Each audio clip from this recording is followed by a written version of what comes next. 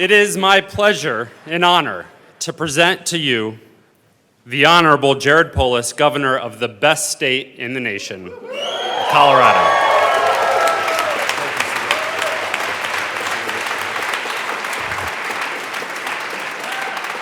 You'll be happy to know that the escort committee did their job. I wasn't able to escape. I tried between the first and second floor, but they fully contained me and did their job.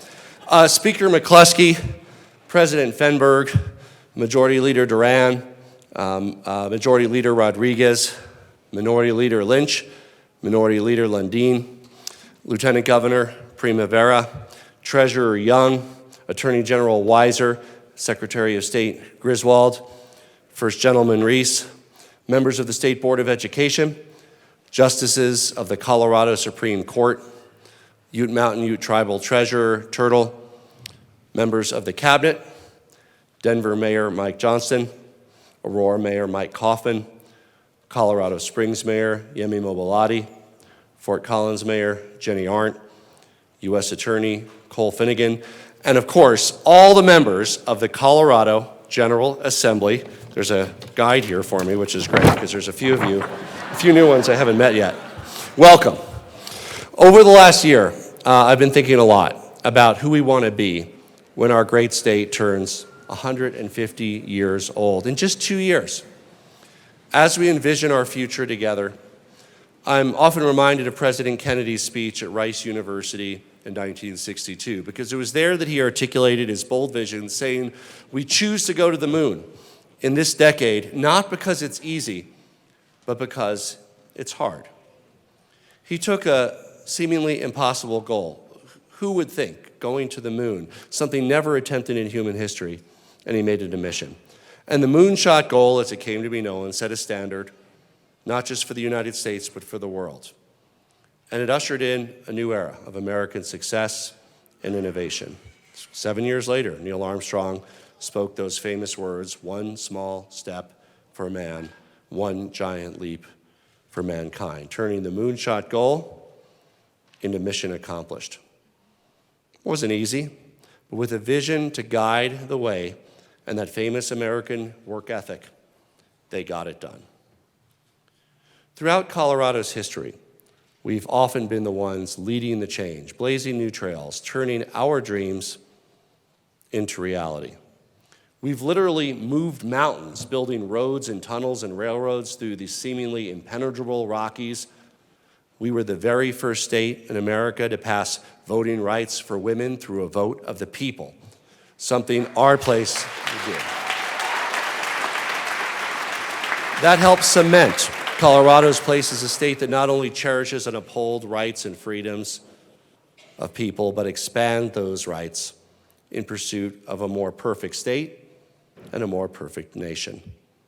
Colorado's Republican Governor Ralph Carr stood virtually alone among high-ranking elected officials in opposing the forced relocation of Japanese Americans during World War II and in condemning racial prejudice. Over the last 5 years, we've blazed new trails in Colorado in early childhood education with the creation of free full-day kindergarten and free universal preschool, saving families thousands of dollars.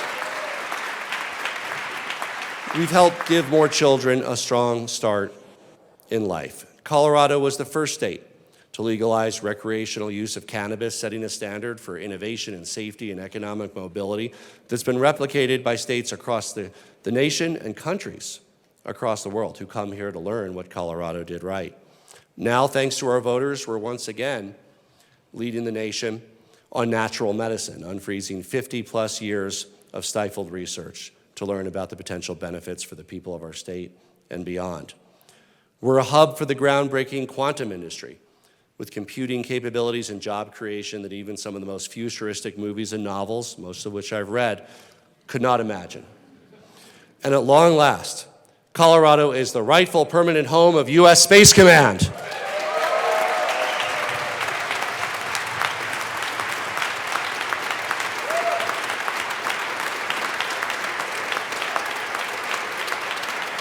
And the ongoing presence of U.S. Space Command in Colorado Springs will help support and ensure our national security in the increasingly important space domain. All of this work at one point seemed hard, even pie in the sky. But we've proven that we can accomplish anything when we work together. You know, as I look around this room, I see a few of you who might have announced campaigns for other offices. We're sorry that we risk losing you. We want to keep you busy here, whether it's Congress, county commissioner, mayor, city council, and frankly, I want to thank you for your desire to continue to serve. There's been some buzz about what might be next for me as well. I don't pay much credence to it, but nevertheless. But I'm ready to put an end to the speculation. With the competition gearing up in the next few weeks, I want to announce I'm ready to try out for the Colorado Rockies this spring. Who needs legislation when you can have home runs? And frankly, we all know they could use the help. All kidding aside, together, we can ensure that our state remains the very best place to live, to raise a family, to launch a business. We can strengthen our dynamic economy, create jobs, and make Colorado safer. And we all know, because the voters know and have told us that we need to work to make Colorado more affordable.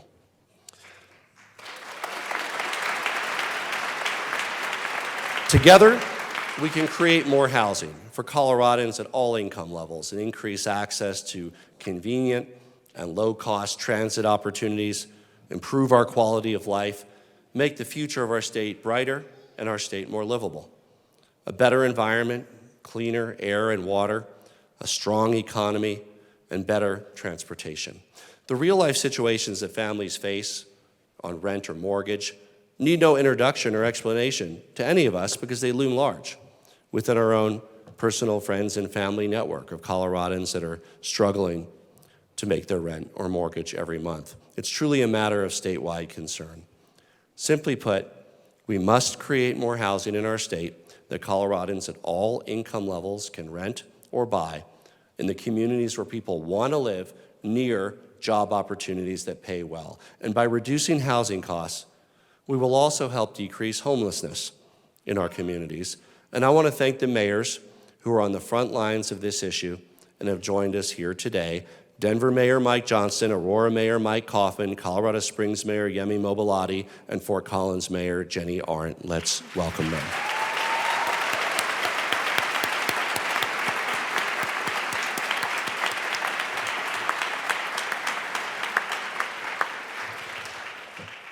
Look, I've been spending a lot of time listening to Coloradans across the state, from Pueblo to Fort Collins, from Aurora to Grand Junction. It's no surprise that everywhere in our state, the top issue is housing costs. I hear from parents who fear their children will never own a home in Colorado. And they aren't alone. 83% of Colorado parents worry that their children won't be able to afford to live here. I hear from older Coloradans who fear they won't be able to age in the communities that they call home, or won't be able to downsize because even though their house might have increased in value, high interest rates and property taxes prevent them from affording even a smaller home. That's why I hope that this session we can work to finally make the senior homestead exemption portable.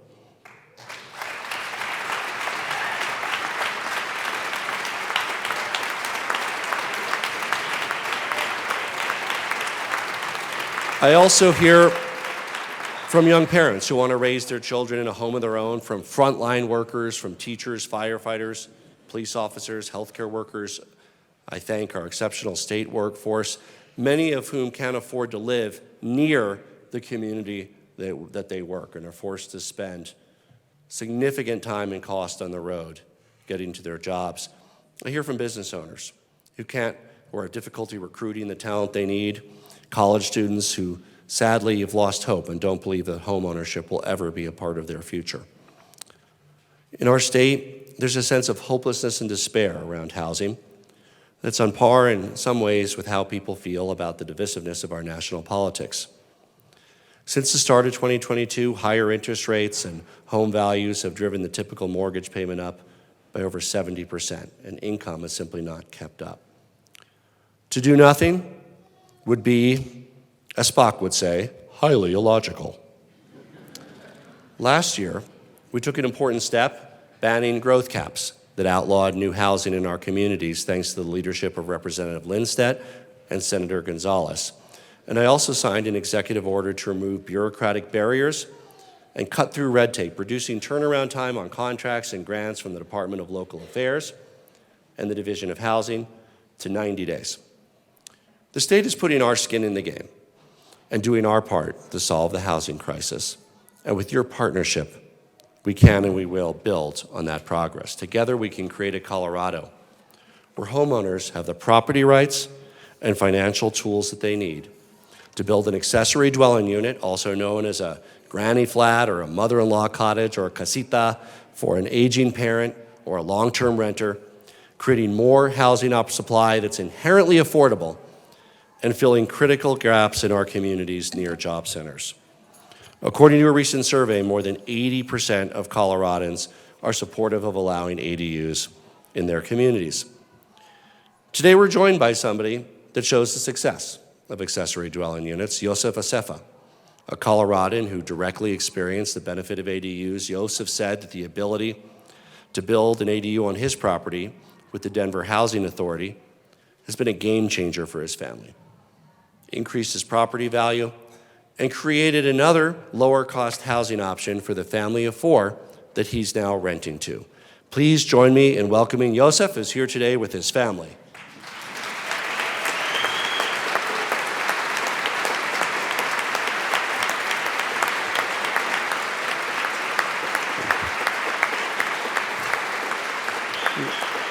Together, we can help more Coloradans like Joseph make decisions that work best not only for themselves and their families, but create more housing opportunities for others. And I look forward to working with the sponsors who are leading the way in this exciting legislative effort. This session, I will be supportive of bills that reduce the cost of housing and encourage innovative approaches like new financing strategies, easing parking restrictions, tackling liability costs for multifamily condos, reducing the cost of fire insurance, especially in the face of increasing climate-related disasters like the Marshall Fire, which we just observed the second anniversary of. And I will be very skeptical of bills that would increase the cost of housing. As you might be able to tell, housing policy creates more affordable choices for Coloradans. In some ways, it's my Roman Empire. If you don't get that joke, just ask somebody from Generation Z. Ending discriminatory occupancy limits that especially hurt renters is another important way that we can break down harmful barriers to housing and create more equity. And I want to thank Representative Mabry and Representative Rutenall and Senator Gonzalez and Senator Exum for taking on this important housing and civil rights issue.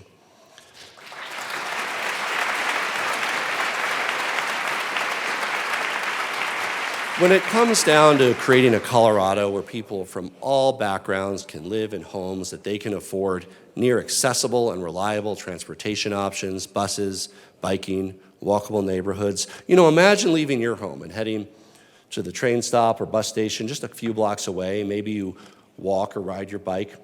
From there, you ride to work, and I know some of you do this. You ride to work in style, and because the schedule is reliable, you know exactly what time you'll catch the train or bus to come home later that day. You can catch up on your favorite reading or get ahead of your work on the way. You don't have to worry about whether you have enough gas or if the roads are icy. And if you choose to drive a car, there's less traffic. On the weekends, you use the same transit stop to head downtown to see me play for the World Series champion Rockies or for dinner with your friends. And because you live in a home you can afford, you're saving money on gas and car repairs, and you can put that money towards other priorities.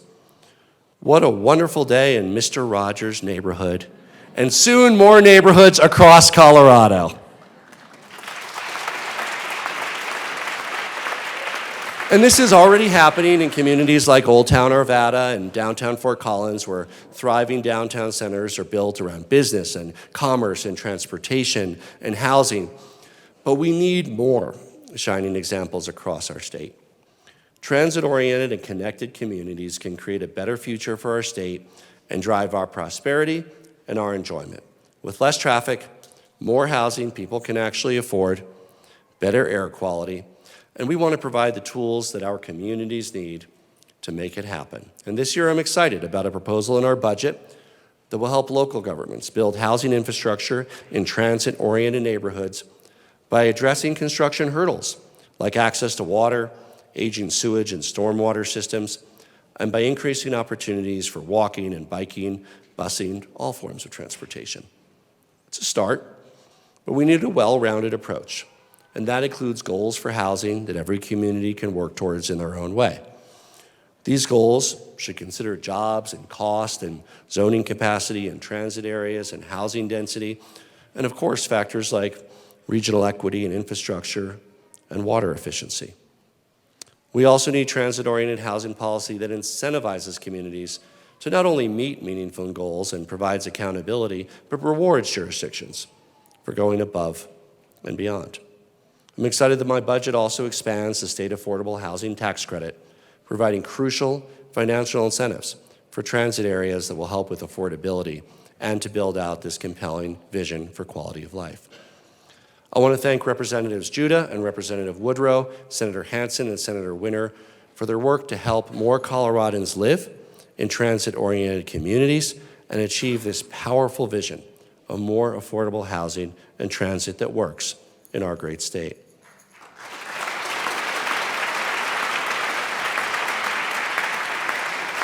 This work is important, but in order to build more housing near reliable transit, we need, you guessed it, transit that works better. The distance the average Coloradan drives per year has increased by more than 20% over the past few decades, and recent data shows that commuters in Denver were stuck in traffic for an average of 54 hours a year. That's more than an entire work week just stuck in traffic. I've experienced that, I know you have too. And time isn't the only thing getting wasted. Coloradans are spending too much on gas to the tune of roughly $1,800 per year per driver on average, not to mention maintenance and depreciation costs. Thanks to Senate Bill 260 from 2021, which supercharged transportation funding for the state and significant federal funding, roads are finally getting better across the state of Colorado, but we're not done yet. We have the planes and we have the automobiles, now we just need the trains. For too long, passenger rail has been another moonshot, out of reach for too many people in our state. Coloradans love the idea, but often many people believe that it's not something we'll see in our lifetime.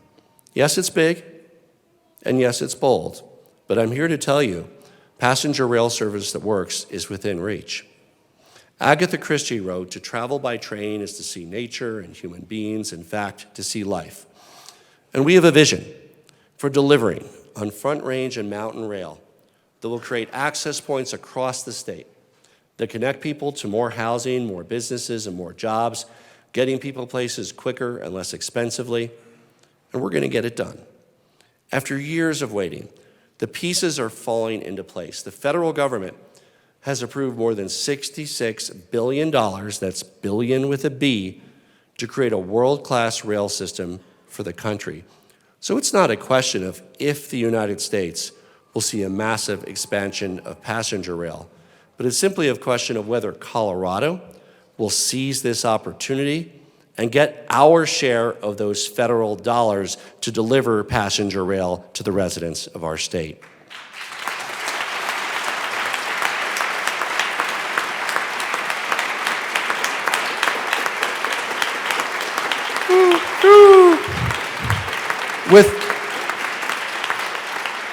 With existing tracks, now utilized mostly for commercial rail, we have an opportunity to extend daily, regularly scheduled passenger rail service through the Rocky Mountains. And we need to take action to ensure that we get train service from Union Station to West Jefferson County, Winter Park, Steamboat Springs, and on to Craig and Hayden, alleviating traffic in our mountain corridors, supporting more housing that's affordable for the local workforce, and helping coal-dependent communities strengthen and diversify their economies. Together, we must also deliver on the unfulfilled Fast Track's promise of train service from Union Station to Boulder and Longmont.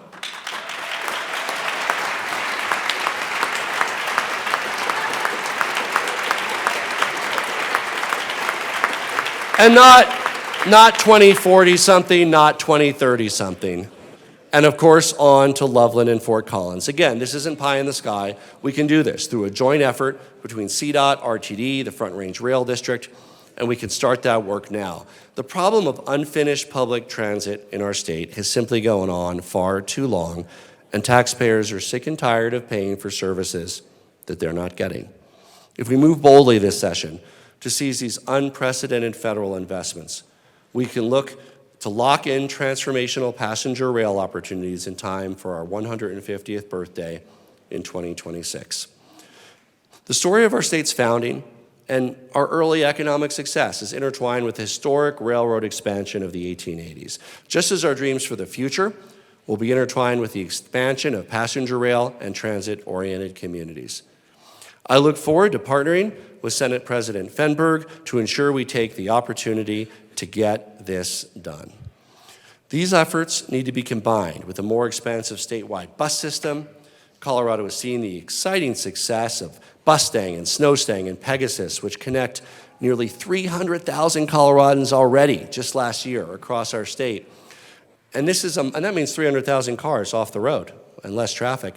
And this is a model that we're continuing to expand. But we know we need to go further to improve convenience for all Coloradans, improve our air quality, and reduce traffic. It's not something we can do alone. We need reliable regional transit organizations across our state, including in our major metropolitan areas. We can have access to better transportation options that truly meet the needs of Coloradans, but it requires us to reimagine what that means. And of course, that means helping to reimagine and support RTD. With state investments like free fares for better air, we're seeing some progress and increased ridership, but we know there's more work to do. We need to re-examine and reimagine governance and operational efficiencies, expand local partnerships, build on the work of the RTD Accountability Committee, and give RTD and transit agencies all over our state the tools and structure and financial resources that they need to deliver better services to more people, creating a transportation system that meets the needs of Coloradans while supporting more housing near transportation hubs and improving our air quality. And I look forward to working with Senator Winter and Representative Lindstadt on legislation to get it done.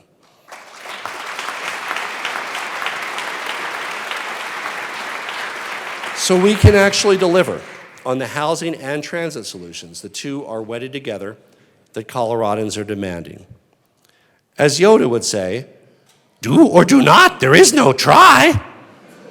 We must do, and we must show Coloradans what it looks like when there's more housing for every budget and more convenient and lower cost mobility statewide for everyone.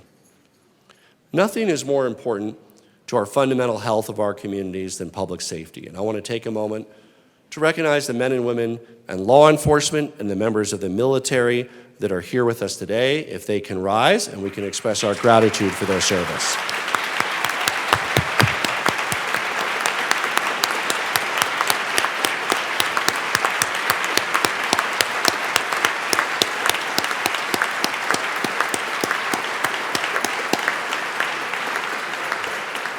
Thank you for your work. We all deserve to be safe, which is why our goal is to make Colorado one of the 10 safest states by 2027, and I'll be supporting legislation to further that goal, and we'll be very skeptical of any legislation that would make Colorado less safe.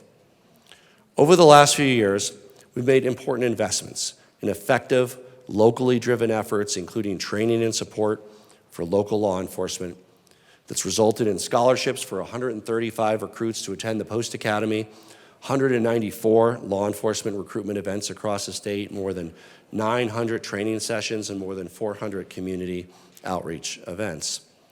Through legislation led by Senator Buckner, former Senator Cook, Senator Will, and Representative Valdez, we funded more than 50 initiatives throughout the state that used evidence-based strategies to make our communities safer, such as crime prevention and violence interrupter efforts, law enforcement community outreach, crisis intervention, mentoring, co-response models, and recovery housing, to name a few data-driven models that work. Early data shows a downward trend in violent crime, which is why this year we want to continue these investments to create safer Colorado communities for everyone. Last year, with the leadership of Senator Gardner, Senator Bridges, Senator Zenzinger, Representative Byrd, Representative Soper, Representative Titone, and Representative Bockenfeld, we took important steps to crack down on auto theft. When a car is stolen, it impacts employment and healthcare and childcare and many aspects of daily life. It's more than just a simple property crime. And we invested in technology to locate and return stolen vehicles. We strengthened the dedicated auto theft task force. We provided more money for district attorneys to successfully prosecute the criminals responsible.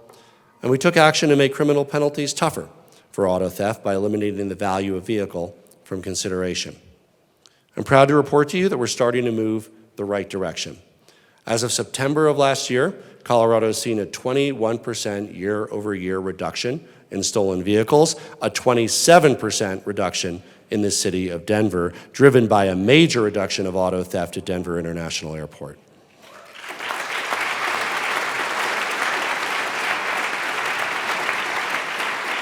And we need to do more. Ongoing data-driven investments in reducing auto theft are absolutely critical to continue to fight all the crimes associated with auto theft and the difficulty that it causes for our victims. And we are also actively involved in helping victims of crime get back on their feet, providing additional funding to help people get the support and the resources they need to recover and to heal. We've called on our congressional delegation to increase federal funding for victims through a fix to the Victims of Crime Act. And I especially admire and appreciate Majority Leader Duran's continued advocacy for this important work and look forward to the partnership in the session ahead.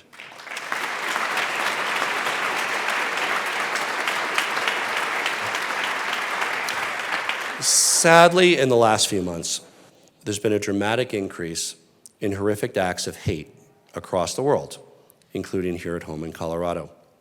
Between October 7th and January 7th, the Anti-Defamation League recorded a 360% increase in anti-Semitic incidents nationwide.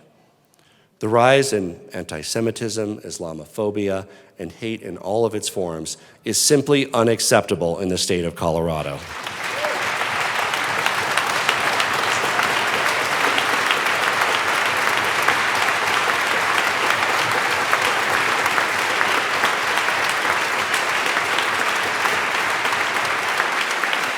Colorado is a state that welcomes everyone, no matter your country, your background, where or how you worship, who you love. Every single person has the right to feel safe at home, in their community, and yes, in their place of worship. So we called upon this body to help protect nonprofit organizations and religious institutions like temples and mosques that are facing a heightened risk of targeted hate and violence. And I want to thank the Joint Budget Committee for taking swift action to provide additional funding for this work last month. And I'm proud to report that we've already gotten the money out. Today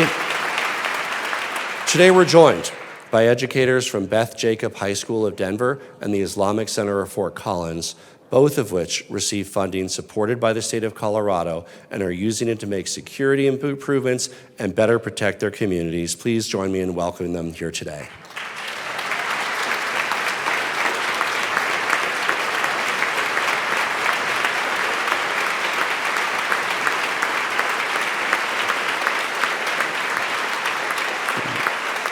And it goes beyond simple funding, which helps. They told me about the windows they've installed and the cameras and the steps that they're able to take to protect their congregants thanks to the state. It's also about coordinating our efforts to root out hate altogether.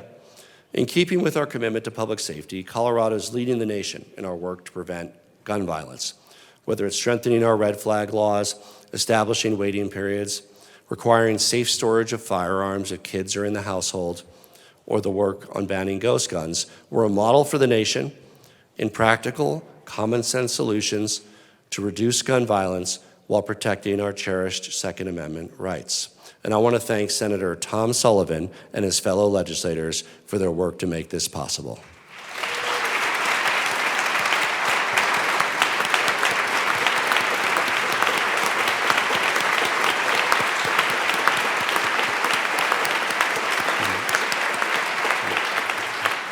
To build on this work and make Coloradans safer, we're proposing additional investments to prevent convicted felons from illegally purchasing firearms. Each year, thousands of people who are prohibited from purchasing a firearm try to do so illegally. And as a state, we need to stand firm and crack down on illegal firearm activity. We're working with U.S. Attorney Cole Finnegan, Attorney General Phil Weiser, and district attorneys across the state to get it done while supporting our rural DA offices. And while all of this work supports safe and thriving communities, helping us each reach our goal of becoming one of the 10 safest states, we also know that another important element of safe Colorado communities is a strong education system that serves everybody and provides opportunity to everyone.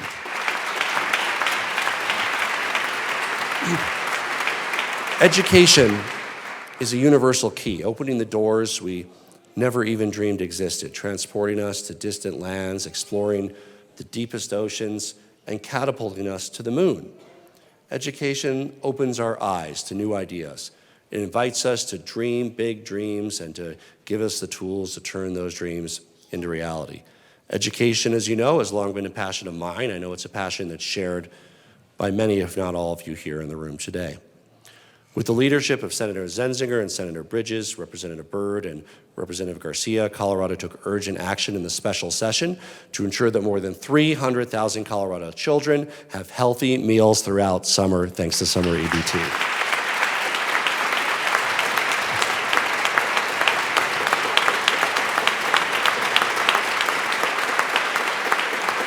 And we are saving families thousands of dollars per year on preschool and full-day kindergarten. I've spent a lot of time in classrooms across the state where I hear from educators and students about what preschool means to them. It's a special thing to see children and their families access the benefits of early childhood education. For the first time, we have a child right there. We'll have universal, that's the Lieutenant Governor's granddaughter, in preschool in about 3 years, right? And by the way, free preschool helped propel Colorado from 26th to 8th in the country in preschool access in just 1 year.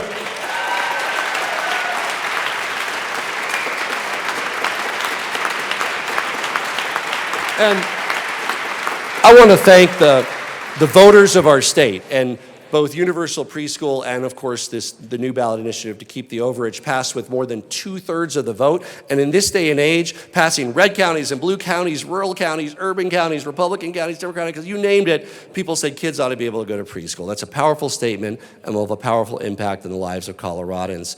And I want to thank, in addition to the voters, the legislative champions, Representative Sirota, Senator Buckner, President Fenberg, for their incredible leadership that helped bring preschool to life and make it work. And I'm proud that just a few months ago, Colorado voters passed Proposition II, dedicating an additional $23.7 million to preschool, expanding hours, and making preschool even better for next year.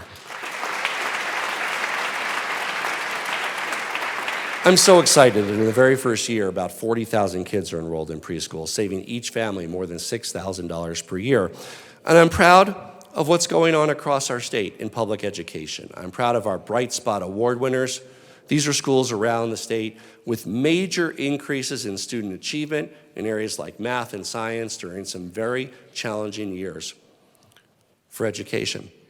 These schools are models that others can follow, and we want to help give them the support and funding they need to serve even more students and share their successes.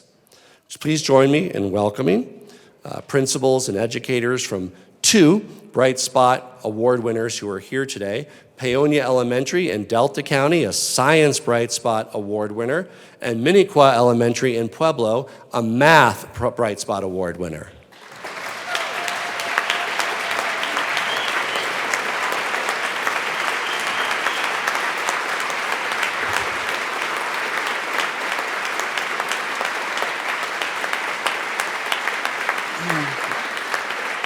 We have a lot to learn, and schools and school districts across our state have a lot to learn from what works in our state.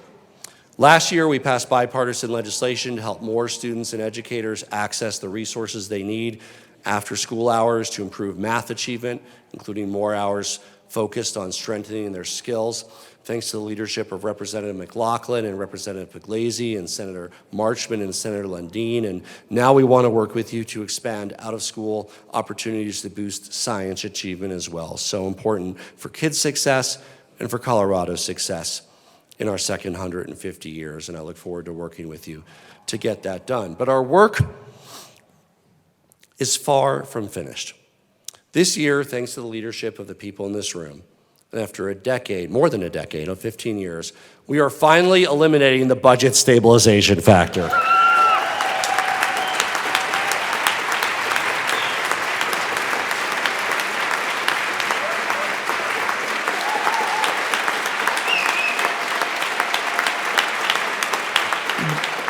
With, of course, a plan to continue that investment. This historic investment means an additional $705 per student on average. That's about $15,500 more per classroom, 22 kids. That's on top of last year's increase, more than $1,000 per student made possible by this legislature. It means better teacher pay, expanded learning opportunities for students, professional development aligned with successful outcomes, and better resources for our classrooms. With the budget stabilization buy-down and action from the General Assembly, we will also achieve full mill levy equalization for charter school institute schools in Colorado.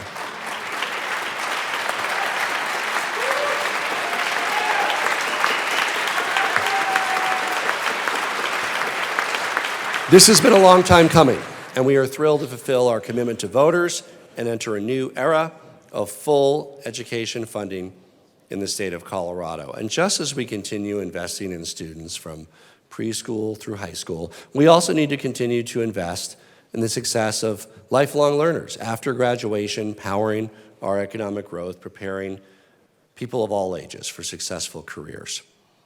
Right now, there's about 2 job openings for every unemployed Coloradan. And we want every person in Colorado to be able to build a good life and a good career on their own terms. And we're creating many different ways to do that, from dual and concurrent enrollment to low-cost credentialing. With the leadership of Speaker McCluskey and Representative Pugliese and Senator Buckner and Senator Will, we've expanded free community and technical colleges for in-demand careers, which has already served more than 3,500 nurses, construction workers, and law enforcement individuals to help them enter a career that allows them to succeed and one that we need to fill open positions in. We've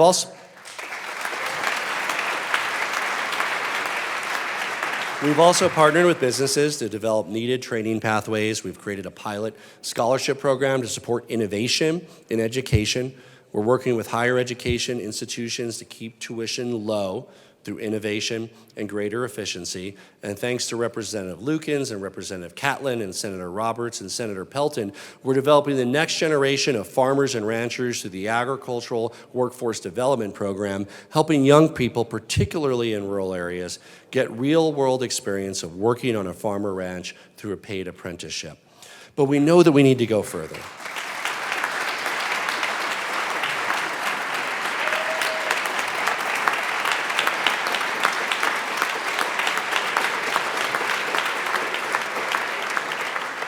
And innovate even more, increasing the number of state government apprenticeships by 50%, supporting the creation of 100 new apprenticeship opportunities in the private sector by June 30th of this year. And these actions translate to more jobs where Coloradans can learn while they earn, saving money on education or training, helping companies fill available jobs, stronger businesses, stronger economy, better earning potential for our residents. We also want to continue Opportunity Now, which was passed thanks to the work of Speaker McCluskey, Senator Bridges, Senator Rich, Senator Lundeen, to help blur the lines between K-12, higher education, and employers. And grantees are now on track to serve 10,000 Coloradans in industries like construction, healthcare, education, and early childhood. But we're just getting started. And soon, with the work of Representative Lukens and Representative Soper and Senator Bridges, we can create even more ways for Coloradans to become skilled construction workers and plumbers, pipe fitters, electricians, and more, earning a good living and powering our economy. Colorado is truly becoming a national leader in this work, and by innovating, we'll continue to save Coloradans money while strengthening our workforce for a more prosperous future.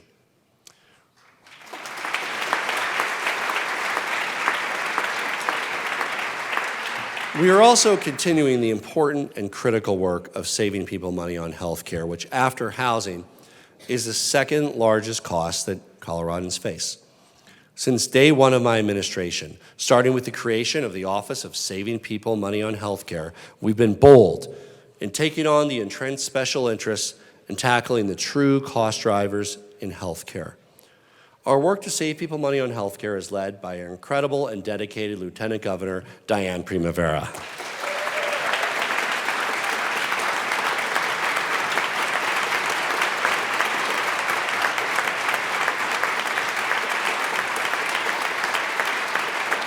And this has already led to historic successes, including the bipartisan reinsurance and the Colorado option, both of which have been cost-saving game changers for people accessing health care in our state. Since its creation, reinsurance has saved thousands of dollars for families. A family of 4 in Grand Junction has saved nearly $26,000 since 2020, thanks to reinsurance. In Pueblo, families have saved more than $18,000.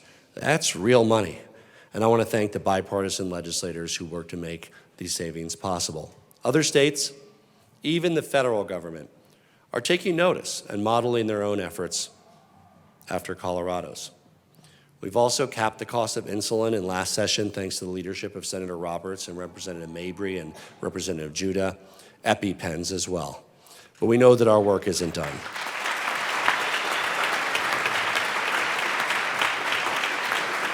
Prescription drugs still account for a significant portion of healthcare costs in Colorado and across the country. And the simple truth is that Coloradans and people across the United States are tired of being ripped off for the prices of necessary medications that cost a fraction of the amount in other wealthy nations.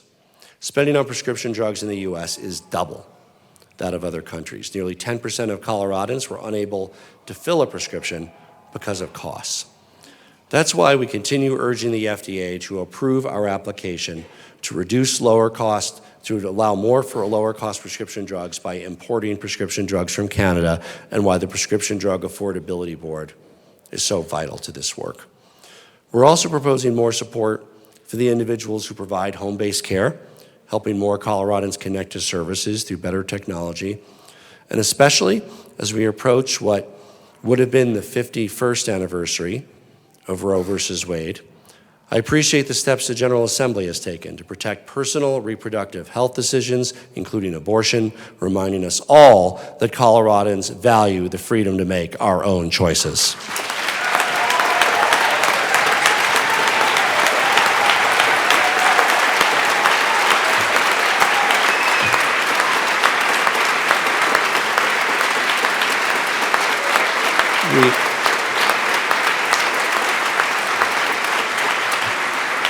We also need greater access to behavioral health care.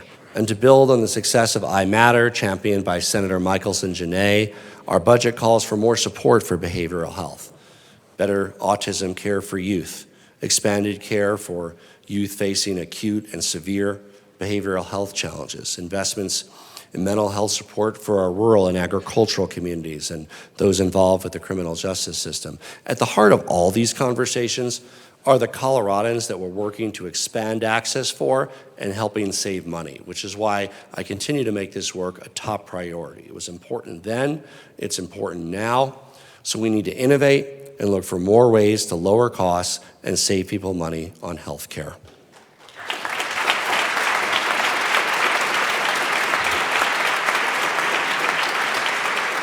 Part of a healthy life means a healthy environment, and here in Colorado, we're an example to the nation of how to protect the natural world around us and combat the impact of a changing climate. We're already on track to exceed our goal of 80% clean energy by 2030, just 6 years from now.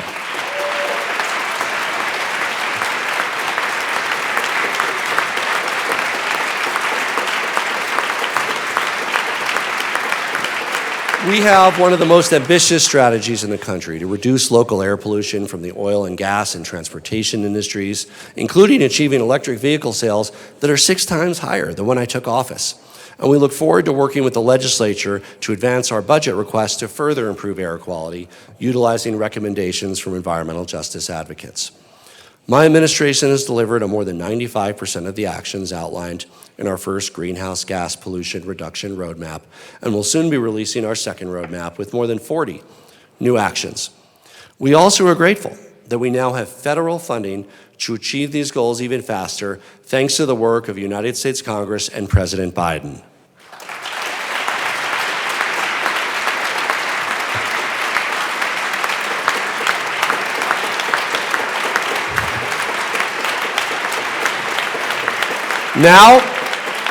Now we need to cut red tape that's holding back local investment and unprecedented federal resources in renewable and clean energy, including building transmission lines more quickly, renewable energy development quicker, storing carbon dioxide pollution underground. We're excited about legislation led by Senator Fenberg and Senator Hansen to expedite these critical clean energy projects. Hand in hand with our climate work is our leadership on protecting and conserving our wildlife and wild places. We'll continue to take bold action to protect our cherished public lands, and Colorado is finally factoring in variables that have long been neglected, like tracking the rate of year-to-year biodiversity loss, improving soil health, and focusing on ecosystem resiliency in the face of an ever-changing climate. We're strengthening native biodiversity and restoring balance to our ecosystems by bringing back native species like the Canada lynx, the black-footed ferret. And as of mid-December, we successfully met the voter-mandated deadline for reintroduction of gray wolves in our state.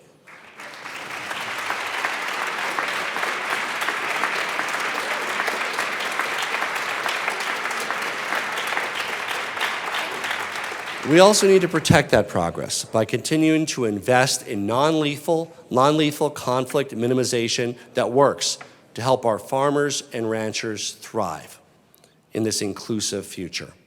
Colorado Parks and Wildlife, the Department of Natural Resources, and the Department of Agriculture play key roles, and we need your help to continue supporting their work to reduce and minimize conflicts with wildlife.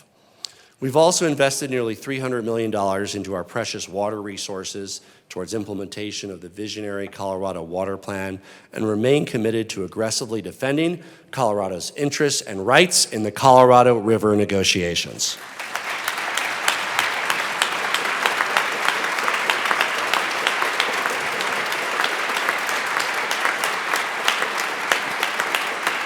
All of this work, from protecting our environment and wildlife to housing and transit to education and workforce to public safety, means a stronger and better Colorado, where everyone can get ahead. And in addition to these efforts, we need to continue to work to strengthen our economy and help people hold on to more of their hard-earned money.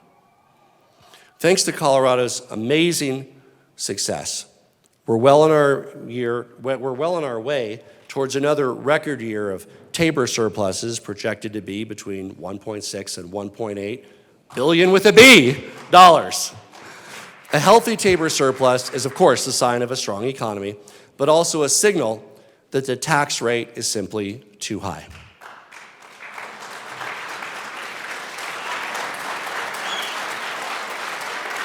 Tax relief is the best mechanism to relieve cost of living pressure and spur economic growth for everyone in our state. One of the secrets to Colorado's economic success was that whenever there was a Tabor surplus, after paying for the senior homestead property tax exemption, and now we also hope paying for making it portable, there was an automatic income tax cut the following year, and that happened during the first 2 years of my administration.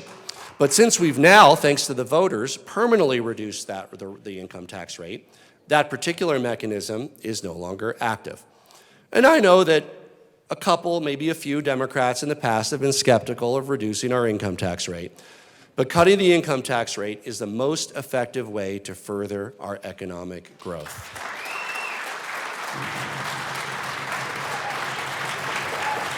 In my 2020 State of the State address, I echoed both President Kennedy and President Obama's calls for cutting the income tax rate, and the people of our state delivered twice, and I thank them.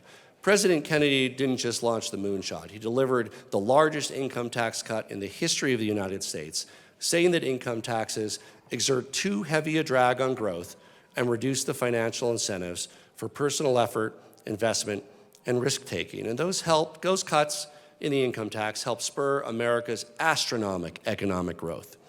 Of course, cutting the income tax rate isn't a panacea, but to spur continued growth, it should be part of any significant progressive reforms to taper refund mechanisms.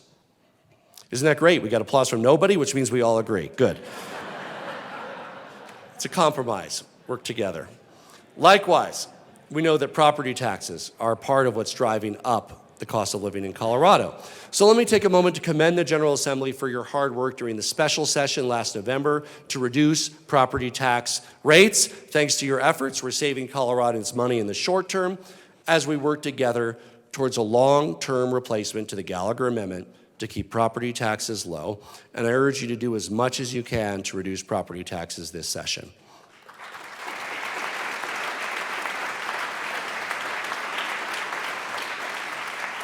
Republicans who've been rightly supportive of providing an income tax cut through Tabor rebates and beyond, and I thank you, have at times supported using Tabor surplus for property tax relief as well, but unfortunately, during special session, vocally opposed that concept. I believe that's short-sighted because we should use every tool we have to reduce property taxes while minimizing any harm to local services like fire protection and school districts. This work means more money in Coloradans' pocket, a stronger economy, a more affordable Colorado. As demonstrated by our healthy surplus in Colorado, taxes are simply too high. Income taxes, property taxes, and the state sales tax. We ignore that signal at our own peril. And I challenge Democrats and Republicans to work together to improve our economic growth and success by not taking taxes that we can't keep anyway, and instead working on a bold and balanced and progressive package, including cutting the income tax rate.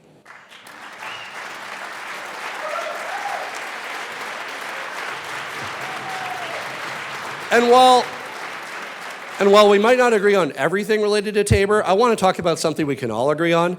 Coloradans' Tabor refunds must remain free of federal taxes as they have for 30 years.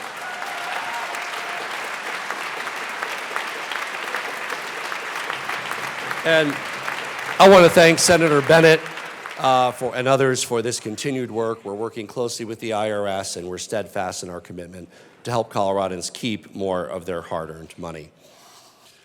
When I first ran for governor, I envisioned a Colorado for all, one where everyone can thrive.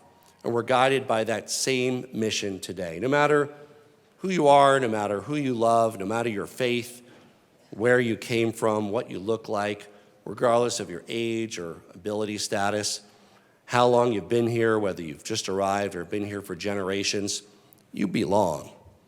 And as we get closer to Colorado's sesquicentennial, 150th birthday, remember we all need to learn how to say sesquicentennial, I know we all want to help everyone get ahead in our great state, and that means applying Colorado for all to every facet of our lives: healthcare, housing, transportation, education, careers, public safety, and more. It means continuing to listen to one another and having the tough conversations around the issues that matter the most. That's what the Disagree Better initiative is all about. As vice chair of the National Governors Association, I work alongside the chair, Utah Governor Spencer Cox, on this important effort. It's not about agreeing on every issue.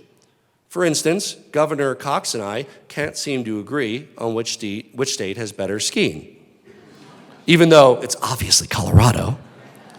But it's about how we can disagree better.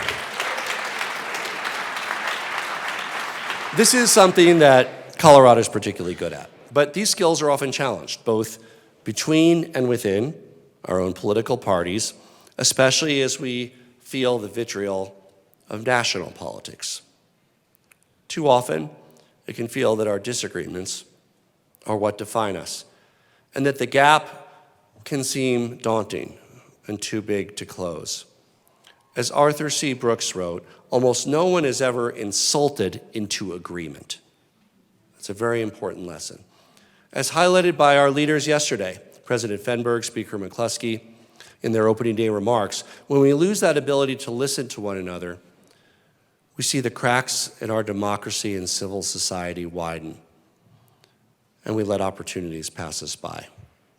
Let me be clear, this isn't just some feel-good initiative or hollow exercise. Our very democracy depends on people being able to disagree with one another passionately, emphatically, and still being able to work together with mutual respect, with dignity. When that's no longer possible, when policy arguments become personal attacks, and when people start to paint the other side not as colleagues who happen to disagree, but as enemies, we're entering very dangerous territory. Here in this building, we've seen how listening to one another and having thoughtful conversations can impact our relationships and create better policies for our state. We share the same goals for a strong Colorado. So let's use these next 4 months to really work together, to disagree better, to show the nation how it's done the Colorado way. This work isn't easy.